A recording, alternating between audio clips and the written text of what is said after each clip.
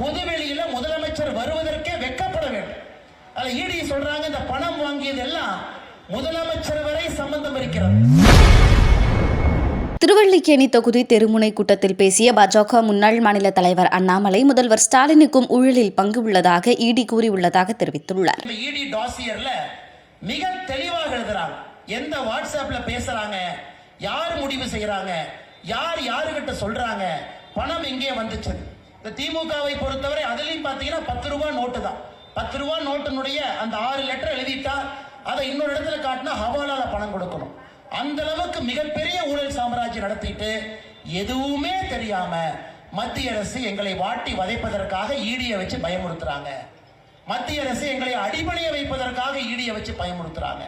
இவ்வளவு ஊழல் செய்துவிட்டு கொஞ்சம் கூட கூசாம பொதுவெளியில முதலமைச்சர் வருவதற்கே வெட்கப்பட வேண்டும்.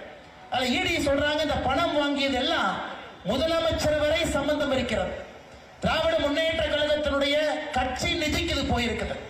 அந்த அளவுக்கு நேரடியாக குற்றச்சாட்டு வைத்து 5 மாத காலமாக எஃப்ஐஆர் போடாம நேற்று முன்தினம் சென்னை உயர்நீதிமன்றம் சொல்றாங்க இது மாபெரும் தவறு, உடனடியாக எஃப்ஐஆர் போடுங்க. அதனால் அன்பு சொந்தங்களே, ஒரே ஒரு துறையினுடைய ஒரே ஒரு அமைச்சரையை மட்டும் சான்றாக உங்களுக்கு சொல்லுகின்றேன். இதெல்லாம் யாருக்கு ஐயா பாதிக்கும்? உங்க குழந்தைகளை பாதிக்கும். நேர்மையாக படித்து அரசு துறையில நம்ம பரீட்சை எழுதுனா யாரோ சரியான நபர் நம்ம பேப்பரை படிப்பாங்க, சரியான நபர் இன்டர்வியூ கூப்பிடுவாங்க, நமக்கு சரியான முறையில வேலை கொடுப்பாங்கன்னு எத்தனை லட்சம் இளைஞர்கள் எக்ஸாம் எழுதுறாங்க பாருங்க. ஏன் தமிழக வரலாற்றுல முதலாக ஒரு குரூப் 2 பரீட்சையை ரத்து பண்ணது இந்த கேடுகட்ட திராவிட. செய்திகளை உள்ளது உள்ளபடி தெரிந்து கொள்ள ரெஃப்ளெக்ட் நியூஸை சப்ஸ்கிரைப் பண்ணுங்க.